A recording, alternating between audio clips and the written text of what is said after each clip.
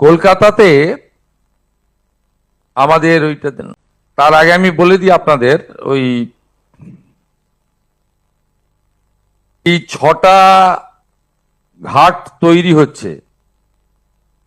বাগবাজার ঘাট, আহিরিতলা ঘাট,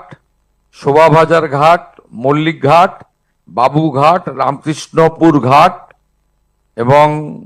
বান্দা ঘাট। এই ঘাটগুলির মধ্যে 2টি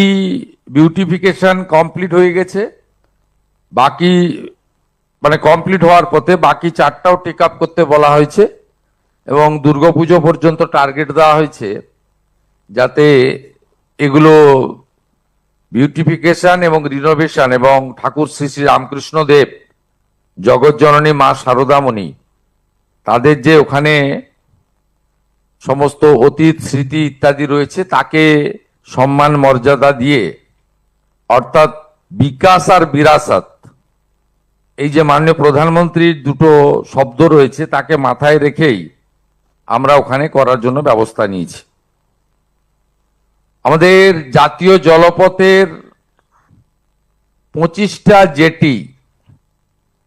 তৈরি কমপ্লিট হওয়ার পথে এবং সেই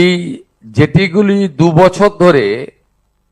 ইনল্যান্ড ওয়াটারওয়েজ অথরিটি তারা মেনটেন করবেন, আর 2 বছর আলাদা শিপিং ডিপার্টমেন্ট অনেক রাজ্যেই আছে, সেটাও করার বিষয়ে আমাদের প্রাথমিকভাবে চিন্তা ভাবনা হয়েছে। মাননীয় মন্ত্রী সর্বানন্দ সোনোয়ালজি এবং শান্তনু ঠাকুরজিকে আমরা ধন্যবাদ জানাবো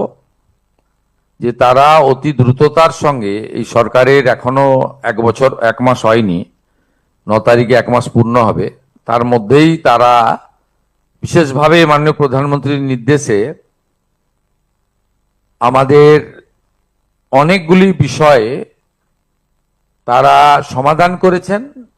কলকাতা পোর্ট এলাকাতে জমি জবরদখল এবং কিছু পুরনো বিপজ্জনক বাড়িতে জনবসতি নিয়েও আমাদের আলোচনা হয়েছে। আমরা বলেছি যে আমাদের প্রধানমন্ত্রী হাউসিং আরবান, তাতে কলকাতা মিউনিসিপ্যাল কর্পোরেশন এবং কেএমডি কে দায়িত্ব দেওয়া হয়েছে, পোর্ট যদি আমাদেরকে জমি প্রোভাইড করে তাহলে আমরা বছরের পর বছর ধরে যে সমস্ত বসতি রয়েছেন সাধারণ লো ইনকাম গ্রুপ বা গরিব মানুষরা, আর্থিকভাবে উইকার সেকশন, তাদেরকে আমরা দিল্লিতে যেমন